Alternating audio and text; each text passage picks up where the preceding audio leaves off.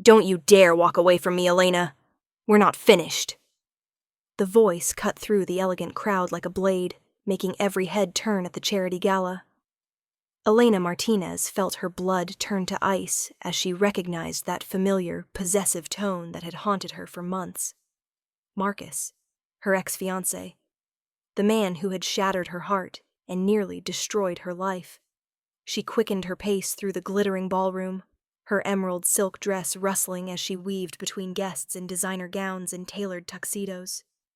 The crystal chandeliers cast dancing shadows across marble floors, but all Elena could focus on was escaping before Marcus could humiliate her again in front of Chicago's elite. "Elena!" His voice was closer now, cutting through the gentle hum of champagne flutes and polite conversation. She could practically feel his anger radiating behind her, that same toxic fury she'd endured for 2 years before finally finding the courage to leave. Her heart hammered against her ribs as she spotted him pushing through the crowd, his face twisted with that familiar expression of entitlement and rage. The same look he'd worn when he'd accused her of cheating, when he'd screamed at her in restaurants, when he'd made her feel smaller than dust. Not tonight. Not here. Not ever again. Elena's desperate gaze swept the room, searching for an escape route, when her eyes collided with the most intense stare she'd ever encountered. Across the marble floor, partially hidden in the shadows near the grand staircase, stood a man who commanded attention without saying a word. He was tall and imposing, probably in his early 40s, with jet black hair slicked back perfectly and a jaw that looked like it had been carved from granite. His midnight blue suit was clearly custom-made, fitting his broad shoulders and lean frame like a second skin. But it was his eyes that stopped her cold. Dark as storm clouds and twice as dangerous, studying her with an intensity that made her skin burn. "There you are, baby." Marcus's hand clamped down on her shoulder like a vice, his fingers digging in hard enough to bruise. "Did you really think you could avoid me all night?" Elena jerked away from his touch, her voice trembling with barely controlled fury. "Don't call me that! We're over, Marcus! We've been over for 6 months." "Over?" He let out a harsh laugh that made several nearby guests glance their way with concern. "Sweetheart, we'll be over when I say we're over. You don't get to just walk away from me. From us." The humiliation burned in her cheeks as whispers began to ripple through the crowd. She could see the pity in people's eyes, the way they were starting to stare and murmur behind their champagne glasses. This was exactly what Marcus wanted: to make a scene, to break her down in public, to reassert his control over her. "Please," she whispered, hating how small her voice sounded. "Don't do this here." "Don't do what? Talk to my fiancé?" "Ex-fiancé," she said firmly, trying to inject steel into her voice. "And I'm asking you to leave me alone." Marcus stepped closer, his cologne overwhelming and familiar in all the worst ways. "You know what your problem is, Elena. You think you're too good for me now. Think you can just throw away 3 years like they meant nothing." 2 years, she corrected quietly. "And they stopped meaning something the moment you decided screaming at me was an acceptable form of communication." His face darkened dangerously. "Watch your mouth, sweetheart. You're making a scene." The irony would have been laughable if she weren't so terrified. He was the one causing the scene, the one drawing stares and whispers. But somehow, it was still her fault. It was always her fault, in Marcus's world. Elena's eyes darted desperately around the ballroom, seeking escape, when they landed once again on the mysterious man by the staircase. He was still watching her, but now there was something different in his expression. Something that looked almost like recognition, understanding. Without thinking, without planning, driven purely by desperation and the need to escape Marcus's suffocating presence, Elena made a decision that would change everything. She walked straight toward the dangerous-looking stranger, her heels clicking against the marble with purpose she didn't feel. As she got closer, she could see him more clearly. The sharp angles of his face, the expensive watch on his wrist, the way other guests seemed to give him a respectful berth without even realizing they were doing it. "Excuse me," she said breathlessly as she reached him, very aware that Marcus was following close behind. "I'm so sorry I'm late, darling. Traffic was absolutely terrible." The stranger's dark eyebrows rose slightly, but there was something in his expression that suggested he was more amused than confused. His voice when he spoke was like aged whiskey, smooth, rich, and with just enough roughness to make her pulse stutter. "No need to apologize, beautiful. I was starting to worry." His accent held just a hint of something. Italian, maybe? That made every word sound like a promise or a threat. Elena felt her breath catch as his intense gaze held hers, as if he could see straight through to her soul. "Elena!" Marcus's voice behind her was sharp with confusion and growing anger. "What the hell do you think you're doing?" The stranger's eyes flicked over Elena's shoulder to Marcus, and something cold and dangerous flickered across his features. When his gaze returned to Elena, there was a question in those storm-dark depths, and an offer. Elena made her choice. Rising up on her toes, she pressed her hands against the stranger's broad chest and brought her lips to his. She'd intended it to be quick, just enough to sell the charade and make Marcus back off. A fake kiss to escape a real nightmare. But the moment their lips met, the world tilted sideways. He didn't pull away. Instead, one of his hands came up to cradle the back of her head, while the other settled on her waist, pulling her closer. The kiss deepened, became real, became something that sent electricity shooting through every nerve ending in her body.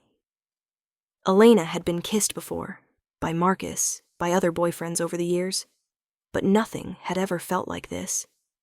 Like fire and safety all at once. Like coming home and jumping off a cliff simultaneously.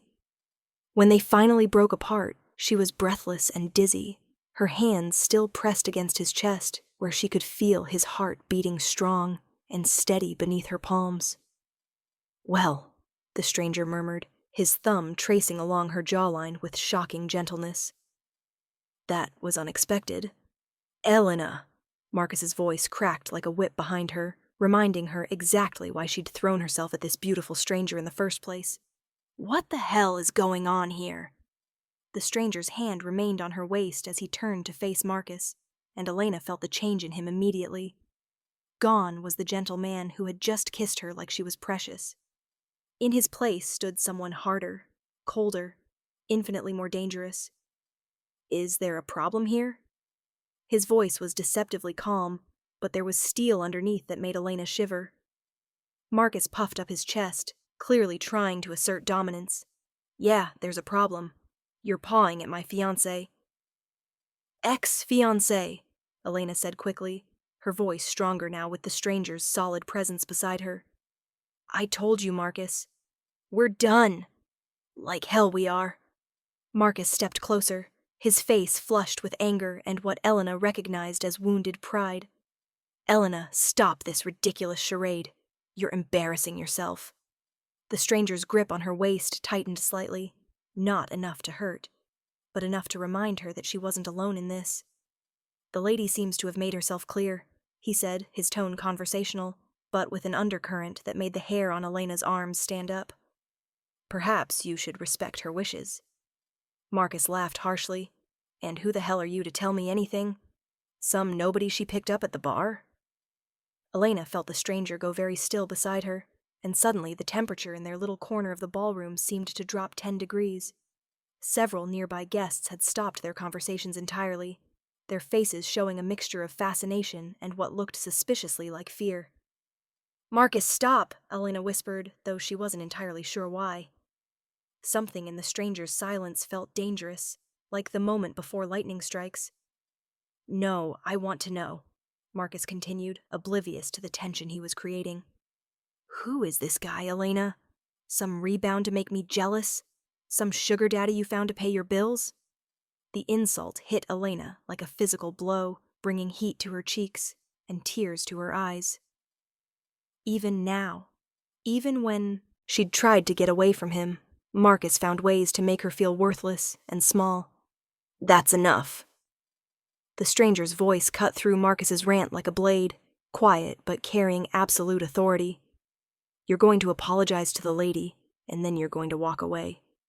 Marcus laughed again, but it sounded forced now. "Or what? You'll what, tough guy? You don't know who you're messing with." The stranger smiled then, but it wasn't a pleasant expression. It was the kind of smile a shark might give right before it attacked. "Actually," he said softly, "I think you're the one who doesn't know who he's messing with." Something in his tone, in his posture, in the way the people around them had gone dead silent, finally seemed to penetrate Marcus's alcohol-fueled bravado. Elena saw uncertainty flicker across his face for the first time that evening. Look, just..." Marcus's voice had lost some of its bluster. "Elena, we need to talk. Privately." "No." Elena's voice was steady now, strengthened by the warm presence of the man beside her. "We don't need to talk, Marcus. We needed to talk 6 months ago when you were screaming at me for imagined slights and making me feel like I was losing my mind. We needed to talk when you were picking apart everything I did, everything I wore, everyone I spoke to. But we're way past talking now." "Elena!" "She said no." The stranger's voice carried a finality that brooked no argument. "I suggest you listen." For a moment, Elena thought Marcus might push it further, might escalate the situation into something truly ugly. But then she saw him really look at the stranger for the first time. Take in the expensive suit, the confident posture, the way other guests were watching with barely concealed fear and respect. Whatever Marcus saw in that assessment made him take a step back. "This isn't over," he said, but the words lacked conviction now. "Elena, when you get tired of playing games, you know where to find me." He turned and stalked away through the crowd, leaving Elena trembling with a mixture of relief, adrenaline, and delayed shock. "Are you all right?" The stranger's voice was gentle again, concerned, and when Elena looked up at him, she saw that the dangerous mask had fallen away, replaced by something warmer. Yes, thank you. I'm so sorry for dragging you into that. I panicked, and you were there, and She was babbling now, the full weight of what she'd just done hitting her. She'd kissed a complete stranger, thrown herself at him like some desperate woman, and dragged him into her messy drama. "Hey." His hand came up to cup her cheek, his thumb brushing away a tear she hadn't realized had fallen. "You don't need to apologize. I'm glad I could help. But God, you must think I'm completely insane. Kissing strangers, making scenes." "I think," he said carefully, "that you're a woman who was being harassed by someone who couldn't take no for an answer. And I think you did what you had to do to get out of an uncomfortable situation." His understanding, his complete lack of judgment, nearly undid her completely. When was the last time a man had spoken to her with such kindness? When was the last time someone had taken her side, without question or condition?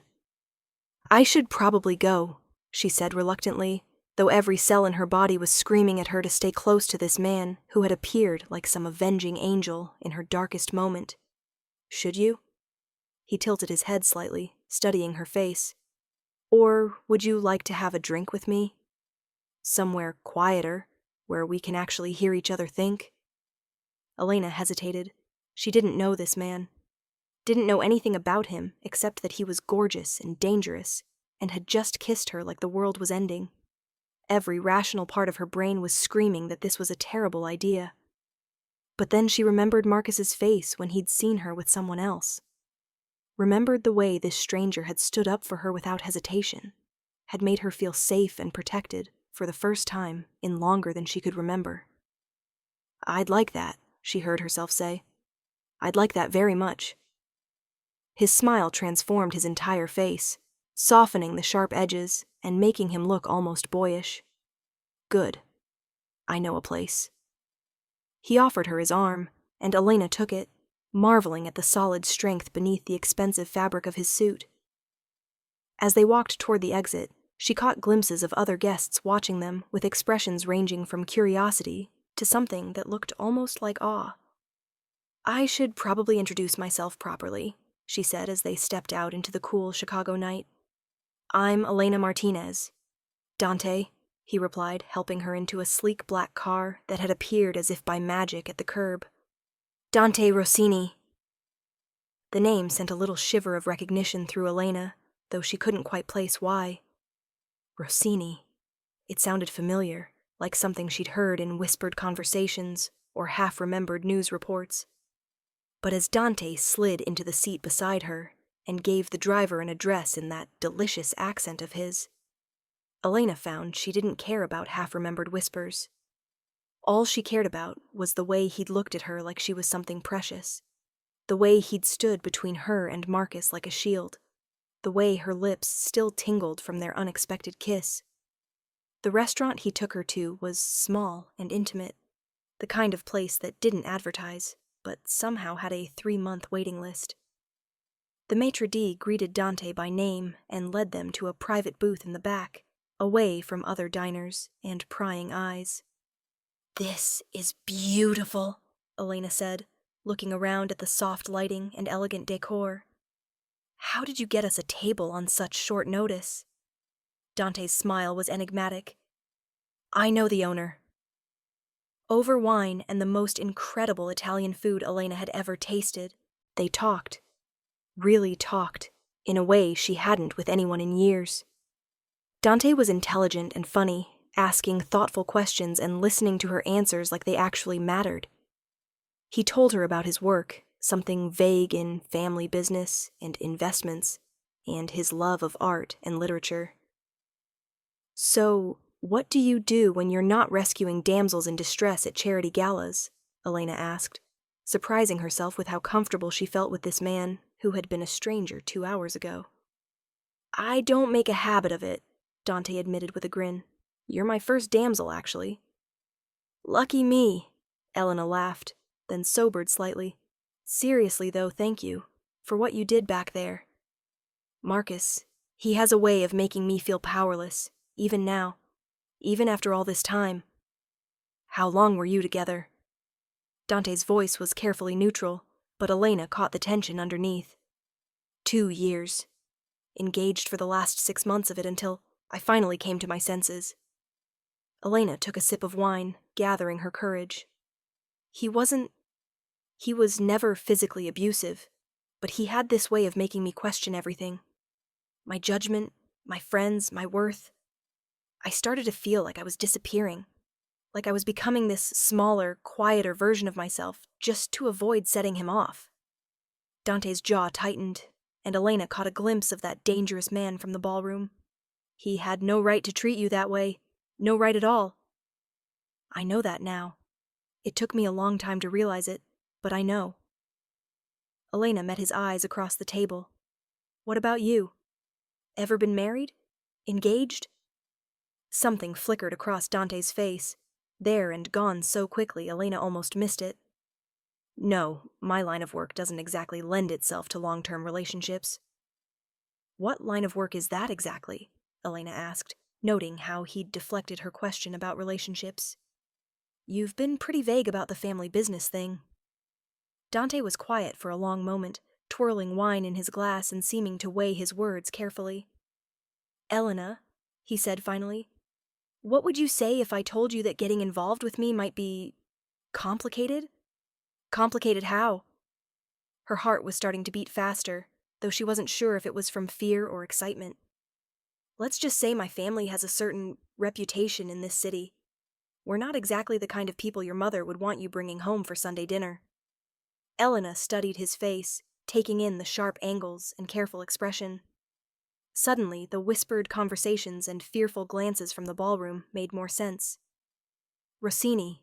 She'd heard that name before, in news reports and hushed conversations about Chicago's more shadowy business dealings.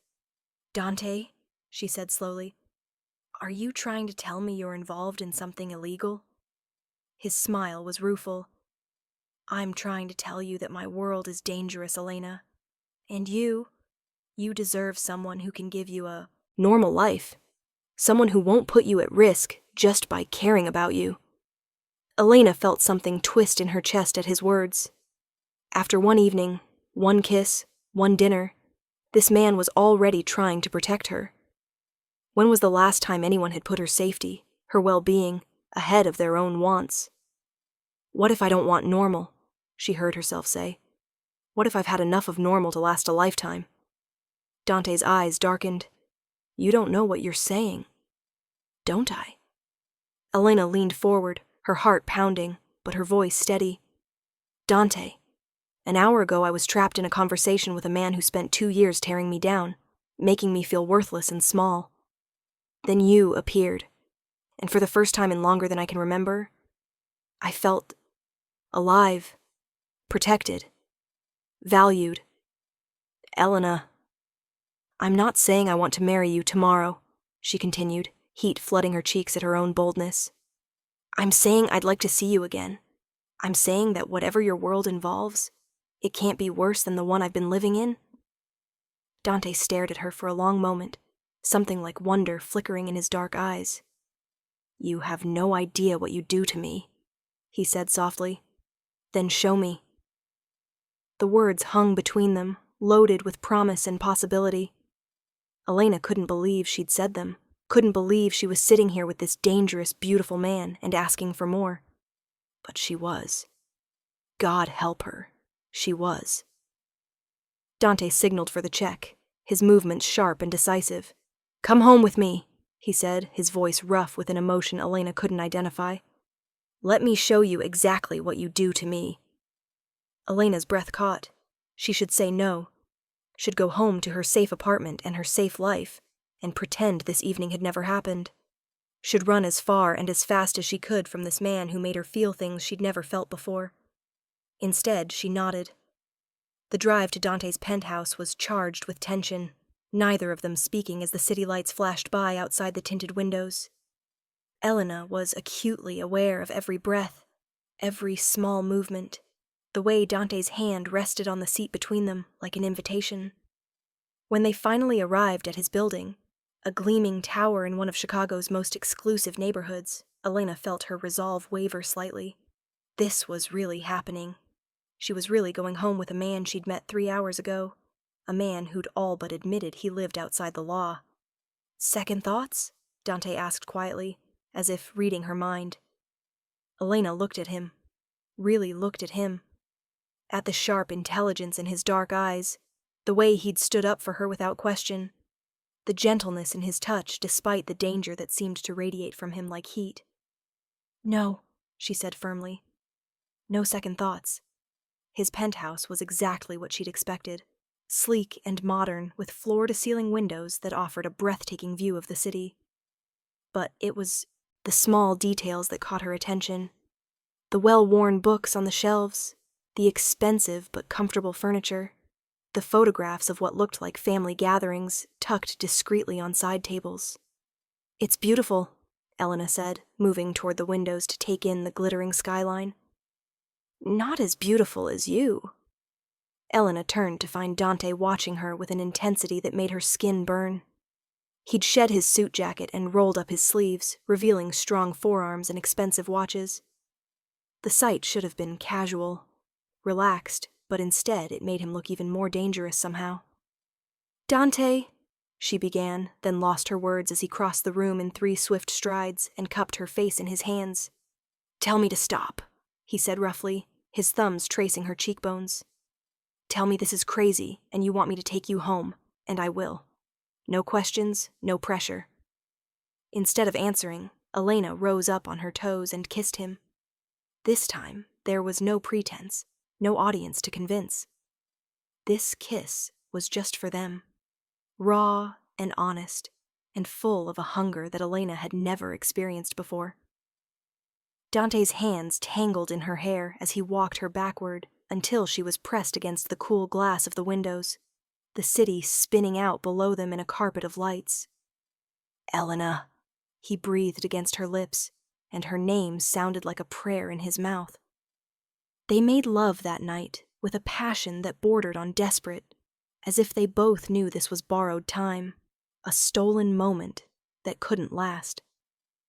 Dante was reverent and demanding by turns, worshipping her body like she was something sacred while driving her to heights of pleasure she'd never imagined possible. Afterward, as they lay tangled together in his massive bed, Elena traced patterns on his chest and marveled at how right this felt. How perfectly she seemed to fit against his side, how natural it felt to be here with him. "What happens now?" she asked softly, not sure she wanted to hear the answer. Dante's arms tightened around her. "I don't know," he admitted. "This wasn't supposed to happen, Elena. You weren't supposed to happen." "But I did." "But you did," he agreed, pressing a kiss to the top of her head. "And now I don't know how I'm supposed to let you go." Elena looked up at him, at the conflict written across his sharp features. "Then don't." Over the following weeks, Elena found herself pulled deeper into Dante's world. He was careful with her, never fully explaining the nature of his family's business, but gradually revealing pieces of himself. She learned that he'd taken over the family operations when his father died 5 years ago, that he had 2 younger sisters he adored and would do anything to protect, that despite his reputation, he ran one of the most charitable organizations in the city. She also learned that loving Dante Rossini came with complications she'd never imagined. "Elena, we need to talk." Her best friend Sarah's voice was tight with worry as they sat in their usual coffee shop on a Sunday morning. "People are starting to ask questions about you and Dante." "What kind of questions?" Elena asked, though she wasn't sure she wanted to know. "The kind that start with, 'Do you know who she's dating?' and end with, 'She has no idea what she's gotten herself into.'" Sarah leaned forward, her expression serious. "Elena, I've done some research. The Rossini family, they're not just successful businessmen." Elena sighed. She'd been expecting this conversation for weeks. "I know, Sarah." "Do you? Do you really? Because from where I'm sitting, it looks like you've fallen head over heels for a man who's involved in some very dangerous things." "Dante would never hurt me," Elena said firmly, maybe not directly. "But what about the people who might want to hurt him? What about the enemies he's made? What about Marcus?" Both women turned to see Elena's ex-fiancé standing behind them, his face twisted with the familiar expression of righteous anger that Elena remembered so well. "Marcus," Elena said carefully, her hand moving instinctively to her phone where Dante's number was on speed dial. "What are you doing here?"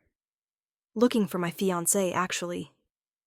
Marcus slid uninvited into the booth beside Sarah, who immediately scooted as far away from him as possible.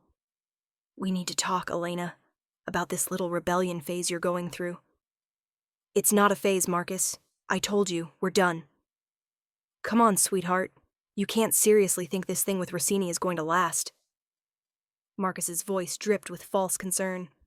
"I mean, I get it. He's exciting, dangerous, probably great in bed. But what happens when the novelty wears off? What happens when his lifestyle catches up with him?" Elena felt anger building in her chest, the same helpless fury she'd experienced so many times during their relationship. "That's not your concern anymore." "Of course it's my concern. I love you, Elena. I've always loved you, even when you were being difficult and irrational. And I'm not going to sit back and watch you destroy your life for some criminal." "Marcus, you need to leave," Sarah interjected, her voice sharp with alarm. But Marcus wasn't listening. He was focused entirely on Elena, his eyes bright with the obsessive intensity she remembered and feared. "I know what this is really about," he continued. "You're trying to punish me, aren't you? For the fights we had, for the times I lost my temper. But Elena, all couples fight. That's normal. What's not normal is throwing yourself at the first dangerous man you meet just to spite me." "I'm not—" "I forgive you," Marcus said, reaching across the table to grab her hand before she could pull away. "I forgive you for this whole charade. Come home with me, and we can put this behind us. We can start over." Elena jerked her hand away, her voice shaking with rage. "I don't want your forgiveness. Marcus, I want you to leave me alone." "You don't mean that." "She means it." The voice was soft, deadly, and came from directly behind Marcus. Elena looked up to see Dante standing there, his expression calm, but his eyes promising violence. He was dressed casually, jeans and a black sweater, but he commanded attention like he was wearing a crown. Marcus's face went pale as he turned to see who had spoken. "Rossini." "Marcus, Dante's voice was conversational, but there was something underneath it that made Elena's pulse quicken. I thought we'd settled this at the charity gala. This is between me and Elena, Marcus said, but his bravado was clearly forced now. No, Dante said simply. It's not. He moved around the table with fluid grace, stopping beside Elena's chair. She felt immediately safer with his presence, the way she always did. Elena doesn't want to talk to you, Dante continued. She's made that clear repeatedly, and yet here you are, harassing her and her friend in public. I'm not harassing anyone. I'm talking to my fiancé. Ex-fiancé, Elena said firmly, looking up at Dante with gratitude and something deeper. Very much ex. Dante's hand came to rest on her shoulder, a gesture that was both protective and possessive. I think it's time for you to go, Marcus. For a moment, Elena thought Marcus might actually be stupid enough to push it further. His face was flushed with humiliation and anger, his hands clenched into fists on the table. But then, he seemed to remember where he was, and who he was dealing with. This isn't over, he said, standing abruptly. Elena, when you come to your senses, when you realize what a mistake you're making, don't come crying to me. He stalked out of the coffee shop, leaving a wake of uncomfortable silence behind him. Are you all right? Dante asked, his hand moving to cup Elena's cheek with infinite gentleness. I am now, Elena said, leaning into his touch. How did you know where to find me? You mentioned you always come here on Sunday mornings. Dante's smile was soft, intimate, meant just for her. I was hoping to surprise you. Consider me surprised, Elena said, her heart swelling with an emotion she was finally ready to name. Sarah cleared her throat pointedly. So this is the infamous Dante Rossini. Sarah, meet Dante. Dante, this is my best friend Sarah, who's been worrying about me constantly since we started dating. Dante extended his hand to Sarah with a smile that was charming, but somehow still dangerous. It's nice to meet you, Sarah. Elena talks about you constantly. Sarah shook his hand warily, clearly trying to reconcile the polite, charming man in front of her with the reputation she'd researched. I should probably head home, she said finally, gathering her purse and jacket. Elena, call me later. Of course, Elena agreed, standing to hug her friend goodbye. When Sarah was gone, Dante slid into the booth across from Elena, his expression growing serious. We need to talk about Marcus, he said. There's nothing to talk about. He's just being his usual possessive self. He'll get bored and move on eventually. Dante's jaw tightened. Elena, this is the third time he's approached you since the gala. That's not normal ex-boyfriend behavior. That's stalking. The word sent a chill through Elena, though she tried to dismiss it. He's not dangerous, Dante. He's just persistent. Persistent men who can't take no for an answer can become dangerous very quickly, Dante said grimly, especially when they feel like they're losing control. Elena studied his face, seeing something that looked like personal experience in his dark eyes. Has this happened before? With other women you've dated? No, Dante said. But I've seen what obsessive men can do when they feel threatened. And Marcus sees me as a threat. What are you saying? Dante reached across the table to take her hand, his thumb brushing across her knuckles. I'm saying I think we need to be more careful. I'm saying maybe you should stay at my place for a while, just until we can figure out how to handle this situation. The offer was tempting. More than tempting. Elena had been spending most nights at Dante's penthouse anyway, drawn by his presence and the way he made her feel safe and cherished. But something in his tone, in the careful way he was watching her face, made her pause. Dante, is there something you're not telling me? He was quiet for a long moment, seeming to weigh his words. Marcus has been asking questions, he said finally, about me, about my business, about us. The kind of questions that suggest he's looking for leverage. Elena felt her blood run cold. What kind of leverage?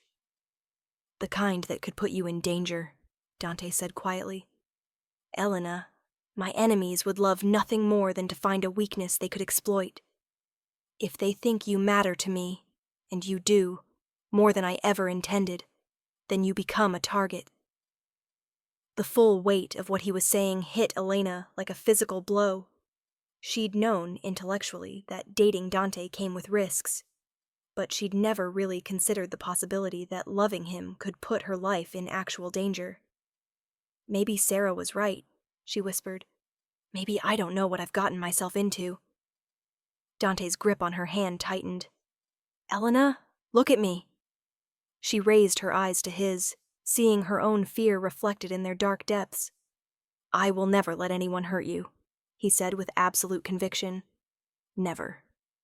But I need you to trust me, and I need you to be smart about this. Can you do that?" Elena stared at him, this man who had appeared in her life like salvation, who made her feel things she'd never felt before, who was now telling her that loving him might cost her everything. She should run.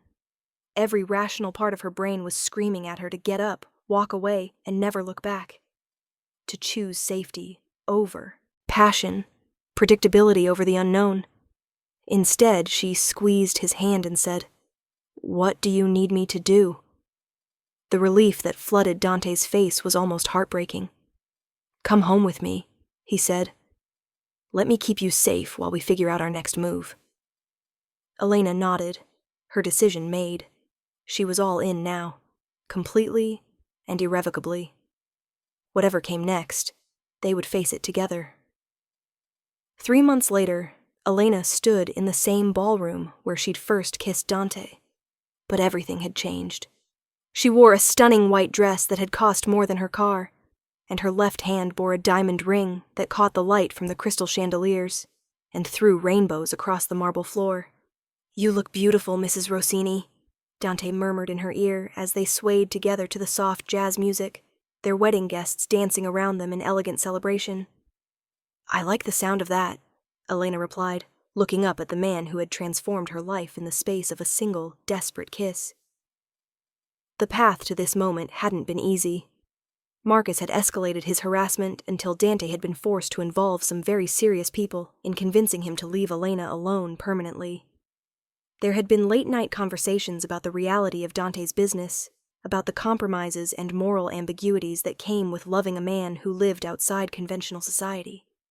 But there had also been moments of breathtaking beauty, quiet mornings in Dante's penthouse, watching the sun rise over the city, evenings spent talking about everything and nothing, learning each other's dreams and fears, the gradual realization that she had found not just love, but her other half.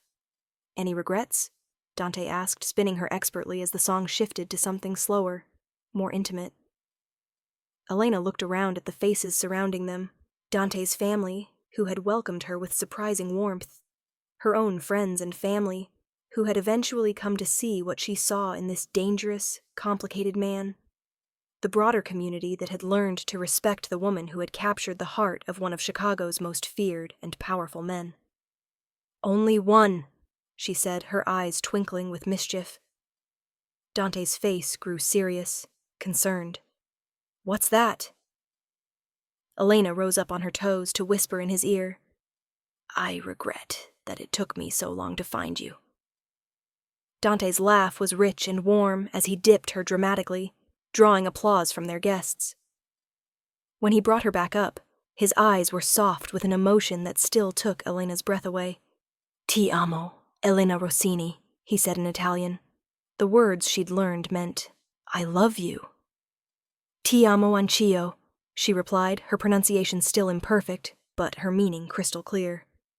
As they continued to dance beneath the glittering chandeliers, Elena marveled at the strange turns life could take. 6 months ago, she'd been trapped in a relationship that was slowly suffocating her soul.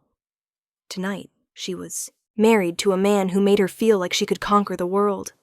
It had started with a desperate kiss, a moment of panic that had changed everything. But it had become something deeper, richer, more real than anything she'd ever experienced. She was Elena Rossini now, wife to one of the most powerful men in Chicago, and she had never been happier in her entire life.